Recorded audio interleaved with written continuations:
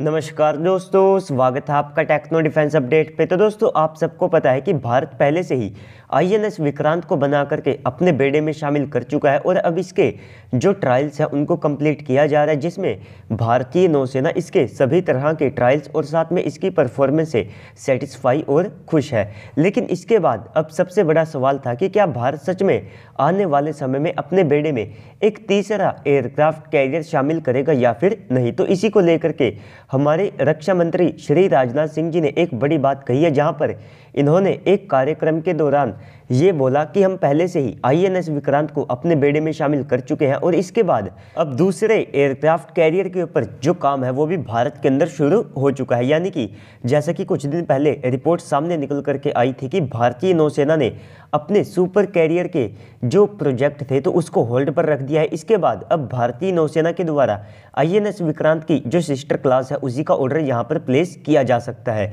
तो डेफिनेटली ऐसा ही कुछ हुआ है, जहाँ पर भारतीय नौसेना ने एक 45,000 टन के एयरक्राफ्ट कैरियर को अपने बेड़े में शामिल करना यहाँ पर सही समझा, क्योंकि अगर आप एक सुपर कैरियर की बात करते हैं तो वहाँ पर जो कॉस्ट है वो भी काफ़ी ज़्यादा आती है। भारत को ये जो कैरियर है ये बिलियंस ऑफ डॉलर का पड़ सकता था, जिसको बनने में भी लगभग 8 से लेकर के 10 साल का समय यहाँ पर लग सकता था। लेकिन अब ये जो 45,000 टन का कैरियर बनाया जाएगा तो CSL यानी कि कोचिन शिपयार्ड लिमिटेड के अनुसार इसको वे केवल 5 साल के अंदर बना करके तैयार कर सकते हैं। तो अगर हमारी नौसेना के पास में बजट होता तो डेफिनेटली वे एक सुपर कैरियर को प्लान कर सकते थे, लेकिन अब एक 45,000 टन के अपग्रेडेड कैरियर को अगर उनके द्वारा प्लान किया जाता है तो इसे भी आप सब हमारा एक स्मार्ट मूव कह सकते हैं, जहां पर सबसे पहले तो ये मात्र 5 साल के कम समय में बन करके तैयार हो जाएगा। इसके बाद में इसकी जो कॉस्ट है वो भी काफ़ी ज़्यादा कम होगी और साथ ही साथ यहाँ पर आईएनएस विक्रांत में भारत ने लगभग 70 से लेकर के 75%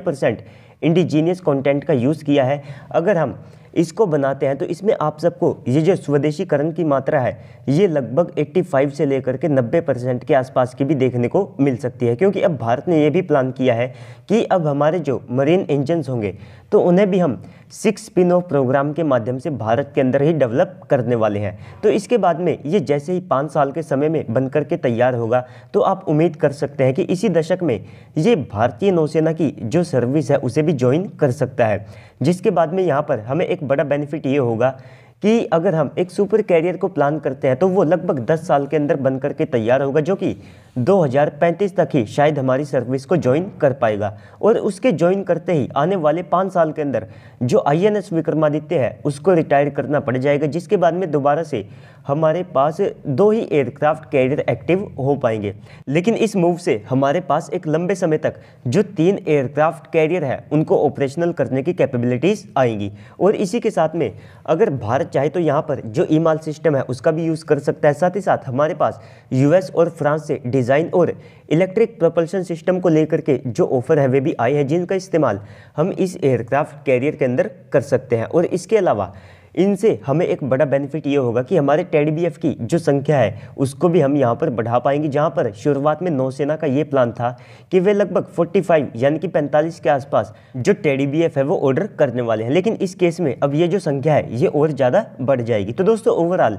इस पूरी न्यूज़ के बाद अब आप सबको क्या लगता है कमेंट सेक्शन में बताइएगा। साथ ही साथ अगर आपको वीडियो अच्छी लगी है तो वीडियो को भी लाइक कर दीजिएगा। अगर आप चैनल के ऊपर पहली बार आए हैं तो प्लीज़ से चैनल को भी सब्सक्राइब कर दीजिएगा। तो चलिए दोस्तों, आज की इस वीडियो में इतना ही। मिलते हैं अगली वीडियो में, तब तक के लिए गुड बाय, जय हिंद।